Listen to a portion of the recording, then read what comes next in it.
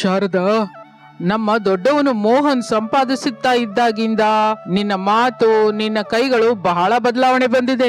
ಅದೇನು ನನಗೆ ಹಿಡಿಸ್ತಾ ಇಲ್ಲ. ನಿಮ್ಗೆ ಹಿಡಿಸಿದ್ರು ಹಿಡಿಸ್ತಾ ಇದ್ರು ನಾನು ಹೀಗೇನೇರಿ ದೊಡ್ಡವನಿಗೆ ಅನುಕೂಲವಾಗಿ ಮಾತಾಡ್ತೀನಿ. ಚಿಕ್ಕವನು ರಮೇಶು 5 ಲಕ್ಷ ಸಾಲ ಕಟ್ಲೇಬೇಕು. ಚಿಕ್ಕವನಿಗೆ ಹೊಸದಾಗಿ ಮದುವೆ ಆಗಿದೆ. ಮುದ್ದಾಗಿ 3 ತಿಂಗಳು ಕೂಡ ನಮ್ಮ ಹತ್ರ ಇಲ್ಲ. ಸಾಲದ ಹೆಸರಿಂದ ಮಗ ಸಸ್ಯ ಸಂತೋಷವನ್ನು ನನ್ನಿಂದ ದೂರ ಮಾಡಿ ಬೇರೆ ಸಂಸಾರ ಇಡೋದು ಏನಾದ್ರೂ ಚೆನ್ನಾಗಿದೆಯಾ ಶಾರದಾ ನಿಂಗೆ? ನಿಮ್ಗೆ ಚೆನ್ನಾಗಿಲ್ಲ ಅಂತ ನನ್ಗೆ ಅರ್ಥವಾಗ್ತದೆ, ಆದ್ರೆ ನಂಗೆ ತುಂಬಾ ಚೆನ್ನಾಗಿದೆ. ನೀವು ನೆನಪಿನಲ್ಲಿ ಇಟ್ಕೊಳ್ಳಿ, ನಮಗೆ 3 ಹೊತ್ತು ಅನ್ನ ಕೊಟ್ಟು ಹೊಸ ಬಟ್ಟೆ ಕೊಡ್ಸೋದು ದೊಡ್ಡ ಮಗ ಸೊಸೆ ಅಂತ ಮಾತ್ರನೇ.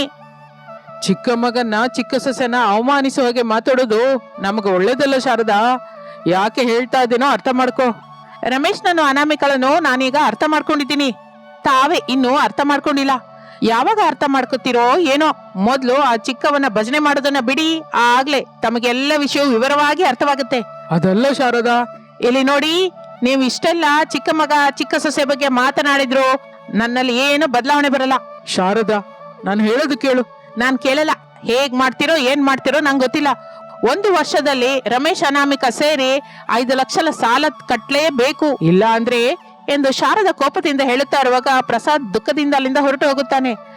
ದೊಡ್ಡ ಮಗ ದೊಡ್ಡ ಸೊಸೆ ಪಟ್ಟಣದಲ್ಲಿ ದೊಡ್ಡ ದೊಡ್ಡ ಜಾಬ್ ಮಾಡ್ತಾ ಬಹಳ ದುಡ್ಡು ಸಂಪಾದಿಸ್ತಾ ಇದ್ದಾರೆ. ನಿಮ್ಮನ್ನ ಮಹಾರಾಜನ ಹಾಗೆ ನನ್ನನ್ನು ಮಹಾರಾಣಿ ಹಾಗೆ ನೋಡ್ಕೋತಾರೆ. ನಾವು ಅಲ್ಲಿಗೆ ಹೋಗೋಣ ಅಂತ ಹೇಳ್ತಾ ಇದ್ರೆ ಚಿಕ್ಕ ಮಗ ಚಿಕ್ಕ ಸೊಸೆ ಅಂತ ಇಲ್ಲೇ ಇರೋಣ ಅಂತ ಮಾತಾಡ್ತೀರಾ. ಏನ್ ಮನುಷ್ಯರೋ ಏನೋ ಅಂದುಕೊಳ್ಳುತ್ತಾ ಕಿಚನೊಳಗೆ ಹೋಗುತ್ತಾಳೆ. ಇನ್ನು ಊರಿಗೆ ಸ್ವಲ್ಪ ದೂರದಲ್ಲಿ ಹಾಳಾದ ಟ್ರೈನ್ ಬೋಗಿಯಲ್ಲಿ ಸಂಸಾರವಿರುತ್ತಿರುವ ಚಿಕ್ಕ ಮಗ ರಮೇಶು ಸೊಸೆ ಅನಾಮಿಕಳ ಹತ್ತಿರಕ್ಕೆ ಬರ್ತಾನೆ. ಪ್ರಸಾದ್, ಬನ್ನಿ ಮಾವಯ್ಯ ಕೂತ್ಕೊಳ್ಳಿ ಎಂದು ಹಾಕಿರುವ ಮಂಚವನ್ನು ತೋರಿಸುತ್ತಾಳೆ ಅನಾಮಿಕಾ. ಪ್ರಸಾದ್ ಮಂಚದಲ್ಲಿ ಕೂತ್ಕೋತಾನೆ. ಏನಮ್ಮ ಸೊಸೆ, ಮಗ ಎಲ್ಲಿಗೆ ಹೋಗಿದ್ದಾನೆ? ಈ ಪಕ್ಕದಲ್ಲಿರುವ ಕಾಡಿನೊಳಗೆ ಸೌದೆಗಾಗಿ ಹೋಗಿದ್ದಾರೆ ಮಾವಯ್ಯ, ಬರ್ತಾ ಇರ್ತಾರೆ. ಈ 1 ವರ್ಷದಲ್ಲಿ ಕಟ್ಟಬೇಕಾದ 5 ಲಕ್ಷದ ಸಾಲದ ಬಗ್ಗೆ ಏನು ಆಲೋಚಿಸಿದ್ದೀರಾ ಸೊಸೆ? ನಿಜ ಹೇಳ್ತಾ ಇದ್ದೀನಿ ಮಾವಯ್ಯ, ಆ ಸಾಲದ ಬಗ್ಗೆ ಅವರಿಗಾಗ್ಲಿ ನಮಗಾಗ್ಲಿ ಇನ್ನು ಏನೂ ಆಲೋಚನೆ ಮಾಡಿಲ್ಲ. ನಾವು ಬದುಕೋದೇ ಕಷ್ಟವಾಗಿದೆ ಮಾವಯ್ಯ. ಅಷ್ಟರಲ್ಲಿ 5 ಲಕ್ಷದ ಸಾಲದ ಬಗ್ಗೆ ಏನ್ ಆಲೋಚಿಸು ಅಂತ ಹೇಳ್ತೀರಾ ಹೇಳಿ? ಈ ಮಾತು ಹೇಳಿದ್ರೆ ನಿಮ್ಮತ್ತೆ ಕೇಳಿಸ್ಕೊತಾ ಇಲ್ಲ ತಾಯಿ. ಏನೇನಾದ್ರೂ 1 ವರ್ಷ ಗಡುವು ಕೊಟ್ಟಿದ್ದೀನಿ, 5 ಲಕ್ಷ ಖಚಿತವಾಗಿ ಕಟ್ಲೇಬೇಕು ಅಂತ ಹೇಳ್ತಾ ಇದ್ದಾಳೆ. ನಿಮ್ಮನ್ನು ನಾನೊಂದು ಮಾತು ಕೇಳ ಮಾವಯ್ಯ? ಕೇಳು ತಾಯಿ, ನನ್ನ ಹತ್ರ ಏನು ಮುಚ್ಚಿಡ್ಬೇಡ, ಸಂಕೋಚ ಮೊದ್ಲೇ ಬೇಡ. ಮಗಳನ್ನ ಕಳ್ಸುತ್ತಾ ನಿನ್ನನ್ನ ನನ್ನ ಕೈನಲ್ಲಿಟ್ಟು ನಿಮ್ಮಪ್ಪ ಹೇಳಿದ ಮಾತು ನನಗೆ ನೆನಪಿದೆ ತಾಯಿ. ನಿನಗೆ ತಂದೆ ಇಲ್ಲ ಅಂದ್ರೆ ಈ ಮನೆಯಲ್ಲಿ ಮಾವಯ್ಯನ ರೂಪದಲ್ಲಿದ್ದೀನಿ ಅಷ್ಟೇ ಅಮ್ಮ. ನಮ್ಮ ಮದ್ವೆ ಆಗೋದಕ್ಕೆ ಮೊದಲು ನಮ್ಮ ಮಾವಯ್ಯ ಕೂತ್ಕೊಂಡೆ ತಿಂದಿದ್ರ ಮಾವಯ್ಯ? ಇಲ್ಲಮ್ಮ, ರಮೇಶ್ ಯಾವತ್ತೂ ಖಾಲಿಯಾಗೇ ಇಲ್ಲ. ರಾತ್ರಿ ಹಗಲು ಹೊಲದ ಕೆಲಸ ಮಾಡ್ಕೋತಾನೆ ಇದ್ದ. ಅದಕ್ಕೆ ದೊಡ್ಡವನು ಮೋಹನ್ ಪಟ್ಟಣದಲ್ಲಿ ಕೆಲಸ ಮಾಡ್ತಾ ಇದ್ದಾನೆ. ಈಗ ಲಕ್ಷ ಸಂಪಾದಿಸ್ತಾ ಇದ್ದಾನೆ. ಈ ವಿಷಯ ಅತ್ತೆಗೆ ಗೊತ್ತಿಲ್ವ ಮಾವಯ್ಯ? ಯಾಕೆ ಗೊತ್ತಿಲ್ಲಮ್ಮ, ಆದ್ರೆ ನಿಮ್ಮ ಅತ್ತೆ ಕಣ್ಣಿಗೆ ಈಗ ದುಡ್ಡಿನ ಕಟ್ಟೆಗಳು ಹೆಚ್ಚಾಗಿ ಕಾಣಿಸ್ತಾ ಇದೆಯಲ್ಲ, ಅದಕ್ಕೆ. ಚಿಕ್ಕವನು ಮಾಡಿದ ತ್ಯಾಗ ನೆನಪಿಗೆ ಬರ್ತಾ ಇಲ್ಲ, ದೊಡ್ಡವನು ತೋರಿಸಿದ ದುಡ್ಡಿನ ಕಟ್ಟೆ ನೆನಪಿಗೆ ಬರ್ತಾ ಇದೆ ನಿಮ್ಮ ಅತ್ತೆಗೆ ಎಂದು ಹೇಳುತ್ತಾ ಇರುವಾಗ ರಮೇಶ್ ಹಳೆ ಸೈಕಲ್ಗೆ ಸೌದೆಯನ್ನು ಕಟ್ಟಿಕೊಂಡು ಮನೆಗೆ ಬರುತ್ತಾನೆ. ತಂದೆಯನ್ನು ನೋಡಿ ಸಂತೋಷ ಪಡ್ತಾನೆ. ಈಗ ನೋಡಮ್ಮ, ಅವನ ಹತ್ರಕ್ಕೆ ಬಂದು ನೀನ್ ಹೇಗಿದ್ದೀಯ ಅಪ್ಪ ಅಂತ ನಾನು ಕೇಳಲ್ಲ, ಅಮ್ಮ ಹೇಗಿದೆ ಅಪ್ಪ ಅಂತ ಅವರ ಅಮ್ಮನ ಬಗ್ಗೆ ಕೇಳ್ತಾನೆ ಎಂದು ಪ್ರಸಾದ್ ಹೇಳುತ್ತಾ ಇರುವಾಗ ರಮೇಶ್ ಬಂದು ಪ್ರಸಾದನ ಪಕ್ಕದಲ್ಲಿ ಕುತ್ಕೋತಾನೆ. ಹೇಗಿದ್ದೀಯ ಮಗನೇ? ಅಮ್ಮ ಹೇಗಿದ್ದಾರೆಪ್ಪ ಎಂದು ಮಗ ಕೇಳುತ್ತಲೇ ಪ್ರಸಾದ್ ಸೊಸೆ ಅನಾಮಿಕಳನ್ನು ನೋಡ್ತಾನೆ. ಹೇಳಪ್ಪ, ಅಮ್ಮ ಹೇಗಿದ್ದಾಳೆ? ಚೆನ್ನಾಗಿದ್ದಾಳೆ ಮಗನೇ. ಅಮ್ಮ ಸೊಸೆ, ನಾನು ನಿಮ್ಮತ್ತೆ ನಾಳೆ ಪಟ್ನಕ್ಕೆ ಹೋಗ್ತಾ ಇದೀವಿ. ನಾವ್ ಅಲ್ಲೇ ಇರ್ತೀವಿ. ಕೈಲಾದಷ್ಟು ಹೊರತು ದುಡ್ಡು 5 ಲಕ್ಷ ಸಂಪಾದಿಸುವ ಪ್ರಯತ್ನ ಮಾಡಿ. ಹಾಗೆ ಮಾವಯ್ಯ. ಮಗು ರಮೇಶ್, ನೀನು ಸೊಸೆ ಸಂತೋಷವಾಗಿರಿ. ಇನ್ನು ನಾನು ಹೋಗ್ತಾ ಇದ್ದೀನಿ ಎಂದು ಪ್ರಸಾದ್ ಅಲ್ಲಿಂದ ಹೊರಟು ಹೋಗುತ್ತಾನೆ. ಇನ್ನು ಅದು ಚಳಿಗಾಲವಾಗಿದ್ದರಿಂದ ಸಣ್ಣಗೆ ಮಂಜು ಬೀಳ್ತಾ ಇರುತ್ತೆ. ಟ್ರೈನ್ ಅಲ್ಲಿ ಒಂದು ಮೂಲೆ ಚಳಿಗೆ ಬೆಂಕಿ ಹಾಕಿಕೊಂಡು ರಮೇಶ್ ಅನಾಮಿಕಾ ಕೂತಿರ್ತಾರೆ. ತನ್ನ ಅಣ್ಣಯ್ಯ ಮೋಹನ್ ಮಾಡ್ತಾ ಇರುವ ಮೋಸದ ಬಗ್ಗೆ ಅನಾಮಿಕಾ ಕೇಳ್ತಾಳೆ. ಏನು ಅಂದ್ರೆ ಇದು? ಅತ್ತೆ ಅಷ್ಟು ದಾರುಣವಾಗಿ ಮಾತಾಡ್ತಾ ಇದ್ರೆ ನೀವೇನೋ ಮಾತೇ ಆಡ್ತಾ ಇಲ್ಲ. ನಿಮ್ಗೆ ಬುದ್ಧಿ ಬಂದಾಗಿನಿಂದ ಯಾವ ಕೆಲಸವೂ ಮಾಡಿಲ್ವಾ? 1 ರೂಪಾಯಿ ಕೂಡ ಸಂಪಾದಿಸಿಲ್ವಾ? ಅನಾಮಿಕಾ, ಎಲ್ಲ ಗೊತ್ತಿದ್ದ ಅಮ್ಮನೇ ಹಾಗೆ ಮಾತಾಡಿದ್ರೆ ನಾನು ಏನ್ ಮಾತಾಡ್ಲಿ ಹೇಳು? ನೀವು ಮಾಡ್ತಾ ಇರೋದು ಹೇಳ್ಬೇಕಲ್ಲ ರೀ.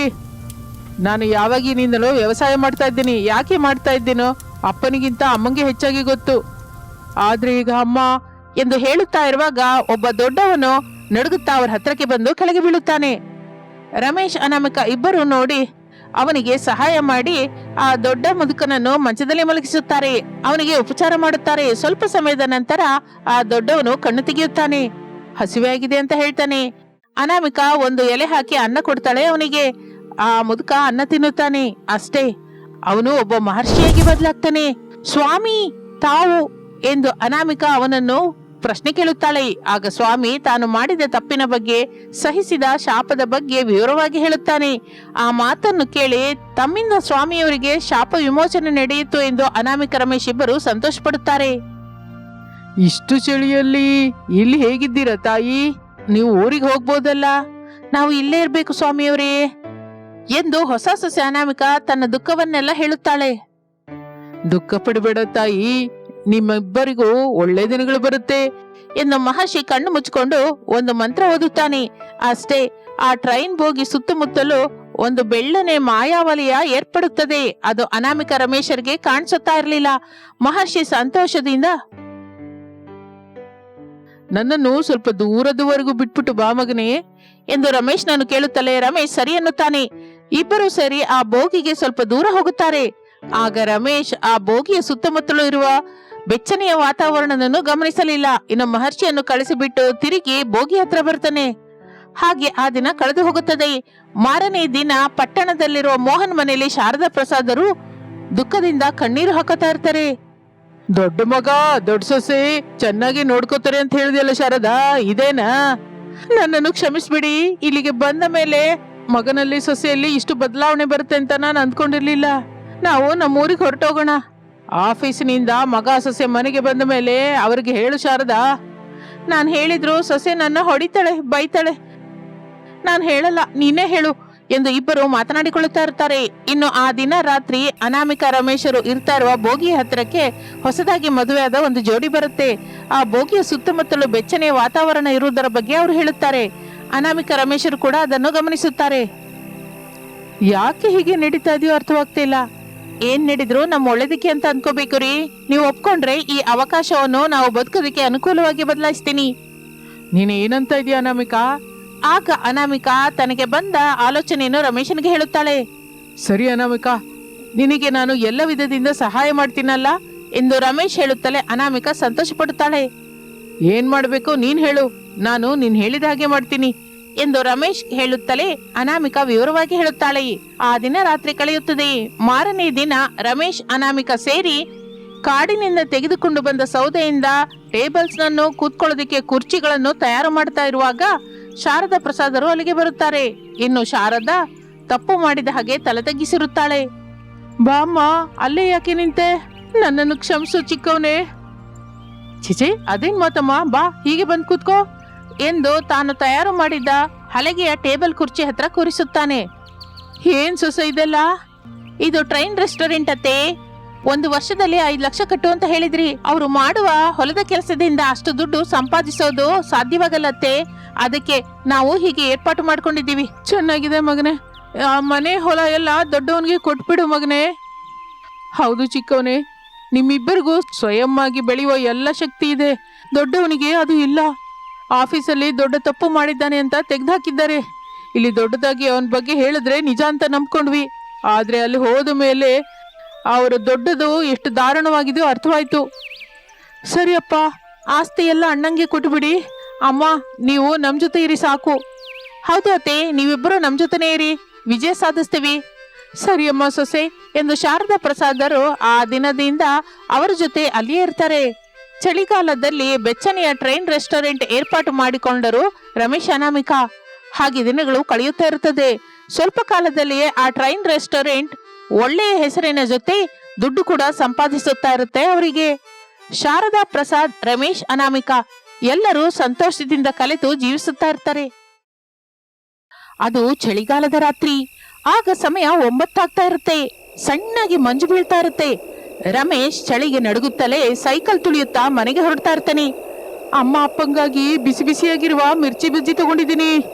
ಆದ್ರೆ ಈ ಮಂಜಿಗೆ ಮನೆಗೆ ಹೋಗೋ ಹೊತ್ತಿಗೆ ಪೂರ್ತಿಗೆ ತಣ್ಣಗಾಗೋ ಹೋಗಿದೆ. ಏನ್ ಮಾಡಿದ್ರು ಮನೆಗೆ ಹೋಗುವವರೆಗೂ ಬಿಸಿಯಾಗಿರೋದು ಸಾಧ್ಯವಾಗಲ್ಲ. ಆದ್ರೆ ಬಿಸಿ ಬಿಸಿಯಾಗಿ ಅನ್ನ ಸಾರಲ್ಲಿ ತಿಂತಾರೆ ಅಂದುಕೊಳ್ಳುತ್ತಾ ಮನೆಯ ಕಡೆ ಹೋಗುತ್ತಾ ಇರುತ್ತಾನೆ.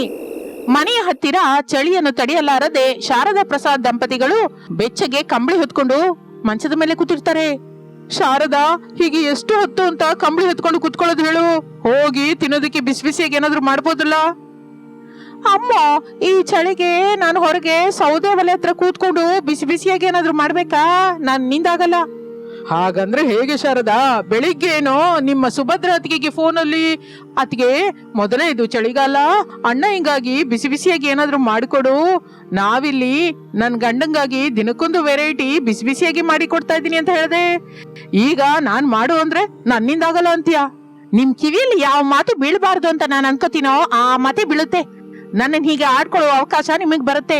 ಈಗ ಏನು, ತಾವು ತಿನ್ನೋದಕ್ಕೆ ಬಿಸಿ ಬಿಸಿಯಾಗಿರುವ ಏನೋ ಒಂದು ಮಾಡ್ಬೇಕು ಅಷ್ಟೇ ಅಲ್ವಾ? ಏನೋ ಒಂದು ಅಲ್ಲ ಶಾರದಾ, ಈರುಳ್ಳಿ ಪಕೋಡ, ಕ್ಯಾಬೇಜ್ ಪಕೋಡ, ಬೆಂಡೆಕಾಯಿ ಪಕೋಡ ಎಂದು ಪ್ರಸಾದ್ ಹೇಳುತ್ತಾ ಇದ್ದರೆ ಶಾರದಾ ಮಧ್ಯದಲ್ಲೇ ಸೇರ್ಕೊಂಡು ವ್ಯಂಗ್ಯದಿಂದ ಹೀಗಂತಾಳೆ. ಅಷ್ಟೇನಾ? ಇಲ್ಲ ಅಂದ್ರೆ ಆಲೂ ಬಜ್ಜಿಗಳು, ಬದನೆಕಾಯಿ ಬಜ್ಜಿ, ಮಿರ್ಚಿ ಬಜ್ಜಿ ಕೂಡ ಬೇಕಾ ಎಂದು ಕೇಳುತ್ತಾಳೆ. ಆಗ ಪ್ರಸಾದ್ ಸಂತೋಷದಿಂದ, ನೀನು ನನ್ ಮೇಲೆ ಪ್ರೇಮದಿಂದ ಅದೆಲ್ಲ ಮಾಡಿ ಕೊಡ್ತೀನಿ ಅಂದ್ರೆ ನಾನ್ ಬೇಡ ಅಂತೀನ ಶಾರದಾ? ಸಾಕು ಬಿಡಿ ಸಂಭ್ರಮ. ಚಳಿನ ತಳಿಲಾರ್ದೆ ಸುತ್ತಲೂ ಬೆಡ್ಶೀಟ್ ಹೊತ್ಕೊಂಡು ನಾನ್ ಕೂತಿದ್ರೆ ಬಿಸಿ ಬಿಸಿಯಾಗಿ ತಿನ್ನೋದಕ್ಕೆ ಏನಾದ್ರು ಮಾಡು ಅಂತೀರಾ? ನನ್ನಿಂದಾಗಲ್ಲ. ಈ ಚಳಿಗಾಲ ಎಲ್ಲವೂ ನಿಮ್ ಮಾತು ಕೇಳಲ್ಲ. ನಿಮ್ಗಾಗಿ ಬಿಸಿ ಬಿಸಿಯಾಗಿ ಏನು ಮಾಡಲ್ಲ ಎಂದು ಶಾರದಾ ಹೇಳುತ್ತಾ ಇದ್ದರೆ ಸೈಕಲ್ ಮೇಲೆ ರಮೇಶ್ ಆಗಲೇ ಮನೆಗೆ ಬರ್ತಾನೆ.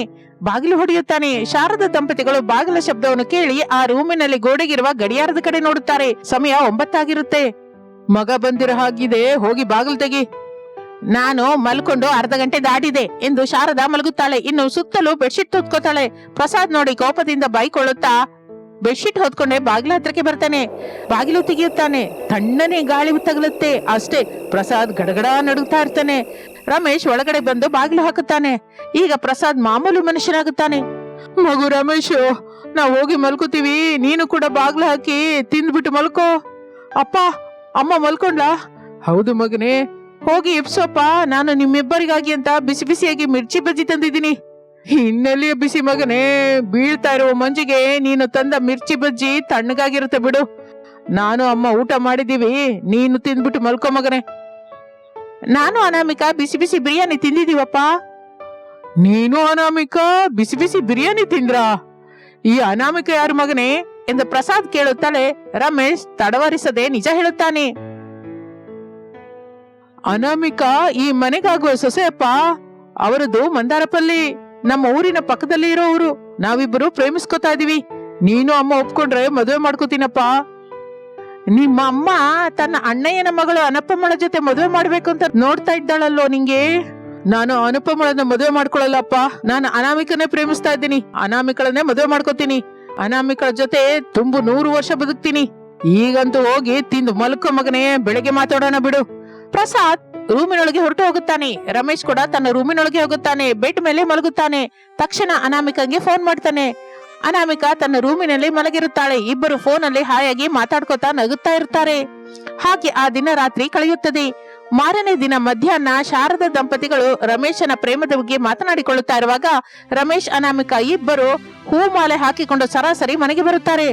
ಶಾರದಂಗೆ ಮಗ ರಮೇಶನ ಮೇಲೆ ಎಲ್ಲಿಲ್ಲದ ಕೋಪ ಬರುತ್ತೆ. ಈ ಮದುವೆನ ನಾನು ಒಪ್ಕೊಳ್ಳಲ್ಲ ಮಗನೇ. ಆ ಹುಡುಗಿನ ಅವ್ರ ಮನೆ ಹತ್ರ ಬಿಟ್ಟು ನೀನ್ ಬಂದ್ಬಿಡು. ಅನುಪಮಳನ್ನೇ ಮದುವೆ ಮಾಡ್ಕೊಂಡ್ರೆ ಕೋಟಿ ಆಸ್ತಿ ಬರುತ್ತೆ. ನನಗೆ ಹಿಡಿಸಿದ ಅನಾಮಿಕಳ ಹತ್ರ ಆದ್ರೆ ನಾನು ಸಂತೋಷವಾಗಿರ್ತೀನಮ್ಮ. ಇದು ನನ್ ಮನೆ ಸೊಸೆಯಾಗಿ ಕಾಲಿಡೋದಕ್ಕೆ ಆಗೋದಿಲ್ಲ. ಅಮ್ಮ, ನಾನು ನಿಮ್ಮನ್ನ ಬಿಟ್ಟು ಬೇರೆ ಸಂಸಾರ ಇಡಲ್ಲ. ನಿಮ್ ಜೊತೆನೆ ಕಲಿತಿರ್ತೀನಿ, ಈ ಮನೇಲೇ ಇರ್ತೀನಿ. ಹಿಡಿಸಿದ ಹುಡುಗಿಯನ್ನ ಮದುವೆ ಮಾಡ್ಕೊಂಡು ನಾನು ಆನಂದದಿರುವುದೇ ನಮ್ಮ ಕರ್ತವ್ಯ ಅಲ್ಲಮ್ಮ. ನನ್ನ ತಂದೆ ತಾಯಿಯನ್ನು ಆನಂದದಿಂದಿರೋದು ಕೂಡ ನನ್ನ ಜವಾಬ್ದಾರಿ. ಹೊಡೆದ್ರು ಬೈದ್ರು ನನ್ನ ಹೆಂಡತಿನ ಕರ್ಕೊಂಡು ನಾನು ಎಲ್ಲಿಗೂ ಹೋಗಲ್ಲ. ಆ ಹುಡುಗಿ ಜೊತೆ ಸೇರಿ ನೀನು ನನ್ನ ಮನೇಲಿ ಇರೋದಕ್ಕೆ ನಾನು ಒಪ್ಕೊಳ್ಳಲ್ಲ. ನಾನು ಈ ಮನೇಲಿಲ್ಲದೆ ನನ್ನ ಹೆಂಡತಿ ಅನಾಮಿಕಳ ಜೊತೆ ಬೇರೆ ಮನೇಲಿ ಇರಲ್ಲ ಅಮ್ಮ. ಅತ್ತೆ, ಯಾರೇ ನಿಂಗತ್ತೆ? ನನ್ ಹಾಗೆ ಕರಿಬೇಡ. ನಾನ್ ಹಾಗೆ ಕರಿತೀನಿ ಅತ್ತೆ. ನಾನು ಅವರು ನಿಮ್ಗೆ ದೂರವಾಗಿ ಹೋಗೋದಿಲ್ಲ, ಬೇರೆ ಸಂಸಾರನೂ ಇಡೋದಿಲ್ಲ. ನಿಮ್ ಜೊತೆನೆ ಇರ್ತೀವಿ. ನಿಮ್ಮನ್ನ ನಮ್ಮ ಅಮ್ಮ ಅಪ್ಪನ ಹಾಗೆ ನೋಡ್ಕೋತೀನಿ ಎಂದು ರಮೇಶ್ ಅನಾಮಿಕರು ಅನ್ನುತ್ತಾ ಇರುವ ಮಾತುಗಳಲ್ಲಿ ಅವರಿಬ್ಬರ ಮನಸ್ಸು ಮಮತೆ ಪ್ರಸಾದನಿಗೆ ತುಂಬಾ ಅರ್ಥವಾಗುತ್ತೆ. ಇಬ್ಬರನ್ನು ಮನೆಯೊಳಗೆ ಹೋಗು ಅಂತ ಹೇಳ್ತಾನೆ. ಮಗು ರಮೇಶು, ಸೊಸೆನ ಕರ್ಕೊಂಡು ಮನೆಯೊಳಗೆ ಹೋಗು. ನಿಮ್ಮ ಅಮ್ಮಂಗೆ ಅರ್ಥವಾಗುವ ಹಾಗೆ ನಾನು ವಿವರವಾಗಿ ಹೇಳ್ತೀನಿ. ನೀನು ಸೊಸೆ ಜೊತೆ ಮೊದಲು ಮನೆಗೆ ಹೋಗು ಎಂದು ಹೇಳುತ್ತಲೇ ರಮೇಶ್ ಅನಾಮಿಕಳನ್ನು ಕರೆದುಕೊಂಡು ಮನೆಯೊಳಗೆ ಹೋಗುತ್ತಾನೆ. ಶಾರದಾ ಪ್ರಸಾದ್ ಮೌನವಾಗಿ ಹೊರಗೆ ಕೂತಿರುತ್ತಾರೆ. ಅನಾಮಿಕಾ ಘಮ್ ಅಂತ ಅಡ್ಗೆ ಮಾಡ್ತಾಳೆ. ಆ ವಾಸನೆ ಗಾಳಿಯಲ್ಲಿ ಕಲೆತು ಶಾರದಾ ದಂಪತಿಗಳವರೆಗೂ ಬರುತ್ತದೆ. ಬಾ ಶಾರದಾ, ಹೊಸ ಸೊಸೆ ಗಮ್ ಅಂತ ಅಡುಗೆ ಮಾಡಿದಾಳೆ. ನಾನು ಒಳಗಡೆ ಬರಲ್ಲ, ಆ ಹುಡುಗಿ ಕೈ ಅಡಿಗೆ ತಿನ್ನಲ್ಲ. ಶಾರದಾ, ಕೋಪದಲ್ಲಿ ನೀನು ನಮ್ಮ ಮಗ ಸೊಸೆ ಮನಸ್ಸನ್ನ ಅರ್ಥ ಮಾಡ್ಕೊಂಡಿಲ್ಲ. ಅಷ್ಟೆಲ್ಲ ಏನ್ ಅರ್ಥವಾಗಿದೆಯೋ? ಈ ದಿನದಲ್ಲಿ ಪ್ರೇಮಿಸ್ತಾ ಇರುವ ಹುಡುಗ ಹುಡುಗಿ ಮದುವೆ ಮಾಡ್ಕೊಂಡು ತಕ್ಷಣ ಬೇರೆ ಸಂಸಾರ ಇಡ್ತಾರಲ್ವಾ, ಹೆತ್ತವರಿಗೆ ದುಃಖನೇ ಕೊಡ್ತಾ ಇದ್ದಾರೆ. ಮಂಚದಲ್ಲಿ ಬಿದ್ರು ನೋಡೋದಕ್ಕೆ ಬರ್ತಾ ಇಲ್ಲ. ಆದ್ರೆ ನಮ್ಮ ಮಗ ಸೊಸೆ ನೀನು ಬೇಡ ಅಂತ ಎಷ್ಟು ಬೈದ್ರು ಬೇರೆ ಸಂಸಾರ ಇಡದೆ ನಮ್ ಜೊತೆನೆ ಇರ್ತೀವಿ ಅಂತ ಹೇಳ್ತಾ ಇದ್ದಾರೆ, ಇಲ್ಲೇ ಇದ್ದಾರೆ ಎಂದು ಪ್ರಸಾದ್ ಹೇಳಿದ ಮಾತುಗಳನ್ನು ಶಾರದಾ ಪೂರ್ತಿಯಾಗಿ ಅರ್ಥ ಮಾಡ್ಕೊಳ್ತಾಳೆ. ನನ್ನನ್ನು ಕ್ಷಮಿಸ್ಬಿಡಿ ಎಂದು ಶಾರದಾ ಹೇಳುತ್ತಾ ಇರುವಾಗ ಹೊಸ ಸೊಸೆ ಅನಾಮಿಕಾ ಅವ್ರ ಹತ್ರಕ್ಕೆ ಬರ್ತಾಳೆ. ಅತ್ತೆ, ಮಾವಯ್ಯ, ಅಡಿಗೆ ಪೂರ್ತಿ ಮಾಡಿದ್ದೀನಿ, ತಿನ್ನೋದಕ್ಕೆ ಬನ್ನಿ. ಬರ್ತಾ ಇದೀವಿ, ನಡಿಯಮ್ಮ. ಅತ್ತೆ ಶಾರದಾ ಏನೋ ಮಾತನಾಡಲಿಲ್ಲ. ಅನಾಮಿಕಾ ಶಾರದಾಳ ಹತ್ರ ಬರ್ತಾಳೆ. ಶಾರದಾಳ ಕೈಯನ್ನು ಹಿಡ್ಕೊತಾಳೆ. ಅತ್ತೆ, ನಿಮ್ಮ ಅಣ್ಣನ ಮಗಳು ಅನುಪಮ ನಿಮ್ಮನ್ನು ಎಷ್ಟು ಪ್ರೇಮದಿಂದ ನೋಡ್ಕೋತಾಳೆ ಅಂತ ನೀವು ಅಂದ್ಕೊಂಡಿದ್ದೀರೋ, ನಾನು ಕೂಡ ಅಷ್ಟೇ ಪ್ರೇಮದಿಂದ ನಿಮ್ಮನ್ನು ನೋಡ್ಕೋತೀನಿ. ಬನ್ನಿ ಅತ್ತೆ ಎಂದು ಹೇಳುತ್ತಲೇ ಶಾರದಂಗೆ ಅನಾಮಿಕಳ ಸ್ಪರ್ಶ ಎಷ್ಟೋ ಗಟ್ಟಿ ನಂಬಿಕೆಯನ್ನು ತರಿಸುತ್ತದೆ. ಬಾ ಸೊಸೆ, ಹೋಗಿ ನೀನು ಮಾಡಿರುವ ಘಮ್ ಅಂತ ಅಡ್ಗೆ ತಿನ್ನೋಣ ಎಂದು ಹೇಳುತ್ತಾಳೆ. ಅನಾಮಿಕಾ ಬಹಳ ಸಂತೋಷ ಪಡುತ್ತಾಳೆ. ಎಲ್ಲರೂ ಒಳಗಡೆ ಕೂತ್ಕೋತಾರೆ. ಅನಾಮಿಕಾ ಎಲ್ಲರಿಗೂ ತಾನು ಮಾಡಿದ ಘಮ್ ಎನ್ನುವ ಅಡಿಗೆ ಬಿಡಿಸುತ್ತಾಳೆ. ಎಲ್ಲರೂ ಎಷ್ಟೋ ಇಷ್ಟದಿಂದ ತಿನ್ನುತ್ತಾರೆ. ಅಡಿಗೆ ಚೆನ್ನಾಗಿದೆ ಎಂದು ಶಾರದಾ ಅನಾಮಿಕಳನ್ನು ಎಷ್ಟೋ ಮೆಚ್ಚಿಕೊಳ್ಳುತ್ತಾಳೆ. ಸೊಸೆ, ಇದು ಚಳಿಗಾಲ ಅಲ್ವಾ, ರಾತ್ರಿ ಹೊತ್ತಿಗೆ ತಿನ್ನೋದಿಕ್ಕೆ ಬಿಸಿ ಬಿಸಿಗೆ ಏನಾದ್ರೂ ಮಾಡು. ಹಾಗೆ ಅತ್ತೆ, ನಾನು ಪಾಸ್ತಾ ನೂಡಲ್ಸ್ ಚೆನ್ನಾಗಿ ಮಾಡ್ತೀನಿ, ರಾತ್ರಿಗೆ ಮಾಡ್ಕೊಡ್ತೀನಿ. ಹಾಗೆ ಅತ್ತೆ ಸೊಸೆರು ಮಾತನಾಡಿಕೊಳ್ಳುವುದು ರಮೇಶನಿಗೂ ಪ್ರಸಾದನಿಗೂ ತುಂಬಾ ಹಿಡಿಸುತ್ತದೆ. ಆ ದಿನ ಹೇಳಿಕೊಂಡ ಹಾಗೆ ರಾತ್ರಿ ಹೊತ್ತು ಅನಾಮಿಕಾ ತನಗೆ ಇಷ್ಟವಾದ ಬಿಸಿ ಬಿಸಿ ಪಾಸ್ತಾ ನೂಡಲ್ಸ್ ಮಾಡಿಕೊಡುತ್ತಾಳೆ. ಶಾರದಾ ಲೊಟ್ಟೆ ಹೊಡ್ಕೊಂಡು ಚಕಚಕ ತಿನ್ನುತ್ತಾಳೆ. ಹೇಗಿದೆ ಅತ್ತೆ? ಅದ್ರಿ ಹೋಗಿದೆ ಸೊಸೆ. ನೀನು ಟೌನ್ ಅಲ್ಲಿ ಬಿಸಿ ಬಿಸಿ ಪಾಸ್ತಾ ನೂಡಲ್ಸ್ ಮಾರೋದನ್ನ ಶುರು ಮಾಡಿದ್ರೆ ಈ ಚಳಿಗಾಲವಾಗಿದ್ದರಿಂದ ತುಂಬಾ ಚೆನ್ನಾಗಿ ಬಿಸ್ನೆಸ್ ಆಗುತ್ತೆ ಎಂದು ಶಾರದಾ ಹಾಯಾಗಿ ಹೇಳಿದ ವಿಷಯದ ಬಗ್ಗೆ ಅನಾಮಿಕಾ ನಿಜವಾಗಿ ಆಲೋಚಿಸಲಿಕ್ಕೆ ಶುರು ಮಾಡುತ್ತಾಳೆ. ಹಾಗೆ ಆ ದಿನ ರಾತ್ರಿ ಅನಾಮಿಕಾ ರಮೇಶನ ಹತ್ರ ಪಾಸ್ತಾ ನೂಡಲ್ಸ್ ವ್ಯಾಪಾರ ಮಾಡ್ತೀನಿ ಅಂತ ಹೇಳುತ್ತಾಳೆ. ಅದಕ್ಕೆ ರಮೇಶ್ ಕೂಡ ಒಪ್ಪಿಕೊಳ್ಳುತ್ತಾನೆ. ಅನಾಮಿಕಾ ಮಾರನೇ ದಿನ ರಾತ್ರಿಯಿಂದಲೇ ಟೌನ್ ನಲ್ಲಿ ಒಂದು ರೋಡ್ ಮೇಲೆ ಬಿಸಿ ಬಿಸಿಯಾಗಿ ಪಾಸ್ತಾ ನೂಡಲ್ಸ್ ಮಾಡಿ, ಬನ್ನಿ ಸ್ವಾಮಿ ಬನ್ನಿ, ಚಳಿಗಾಲದಲ್ಲಿ ಬಿಸಿ ಬಿಸಿ ಪಾಸ್ತಾ ನೂಡಲ್ಸ್ ರೆಡಿಯಾಗಿದೆ, ಪ್ಲೇಟು 30 ರೂಪಾಯಿ ಮಾತ್ರನೇ, ಒಂದ್ಸಲ ತಿಂದ್ರೆ ಮತ್ತೆ ಮತ್ತೆ ತಿನ್ಬೇಕು ಅನಿಸ್ತಾ ಇರುತ್ತೆ ಎಂದು ಮಾರಲಿಕ್ಕೆ ಶುರು ಮಾಡುತ್ತಾಳೆ ಅನಾಮಿಕಾ. ಅದೇನೋ ಚಳಿಗಾಲ, ಮೇಲಾಗಿ ಪಾಸ್ತಾ ನೂಡಲ್ಸ್ ಇಂದ ಘಮ್ ಅಂತ ವಾಸನೆ ಬರುತ್ತಾ ಆ ಕಡೆಯಿಂದ ಹೋಗ್ತಾ ಇರೋರನ್ನ ಆಕರ್ಷಿಸಿದ್ದರಿಂದ ಅನಾಮಿಕಳ ಬಿಸಿ ಬಿಸಿ ಪಾಸ್ತಾ ನೂಡಲ್ಸ್ ಬಿಸ್ನೆಸ್ ಚೆನ್ನಾಗಿ ನಡೀತಾ ಇರುತ್ತದೆ. ಅತ್ತೆ ಸೊಸೆಯರ ಅನುಬಂಧವನ್ನು ಆ ಪಾಸ್ತಾ ನೂಡಲ್ಸ್ ಬಿಸ್ನೆಸ್ ಮತ್ತಷ್ಟು ಬೆಳೆಸುತ್ತದೆ. ಅನಾಮಿಕಳ ಕುಟುಂಬವೆಲ್ಲ ಸಂತೋಷದಿಂದ ಇರುತ್ತದೆ. ಇದು ಇಂದಿನ ಕತೆ. ಮತ್ತೊಂದು ಆಸಕ್ತಿಕರ ಕತೆ ಜೊತೆ ಮತ್ತೆ ಸೇರೋಣ. ಅಲ್ಲಿವರೆಗೂ ವಿರಾಮ. ನಮಸ್ತೆ.